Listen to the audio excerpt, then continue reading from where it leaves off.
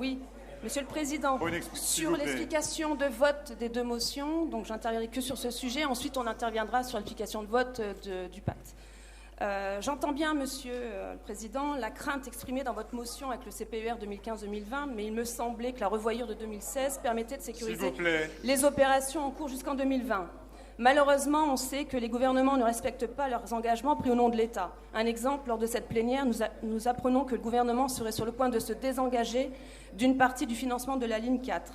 Régulièrement, les projets sont reportés d'un CPER à l'autre en raison du désengagement de l'État par le gouvernement.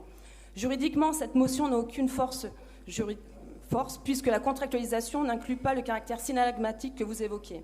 En somme, vous dites « J'accepte certes la contractualisation, contrairement à Renaud Muselier, Madame Pécresse, enfin ils sont nombreux, mais j'appelle l'État à respecter ses engagements. » En parlant d'engagement, je vous rappelle qu'à ce jour, Sa Majesté Macron n'a toujours pas clarifié sa position sur la défense du siège du Parlement européen à Strasbourg.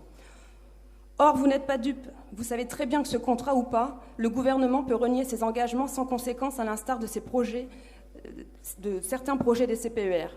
Dans un paradoxe sarcastique, en signant ce contrat, vous donnez même au gouvernement le moyen de sanctionner la région financièrement.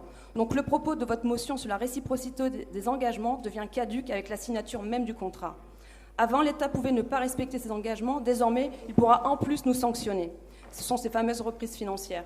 Tout cela, vous le fabriquez pour ménager Sa Majesté Macron, prince de l'Union européenne, en se pliant à ses volontés d'une part, pour renvoyer l'image d'une collectivité peu dépensière. Ceci n'est qu'esbrouf, puisque l'augmentation des dépenses de fonctionnement a déjà eu lieu lors de la première et deuxième année de la fusion de régions.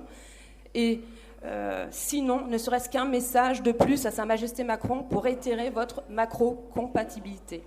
Donc, nous voterons contre la première motion de Madame Debord. Pour celle des socialistes, on ne prendra pas part au vote puisque la délibération première nous permet de voter contre, donc on ne va pas se prononcer. Merci. Madame Gerould.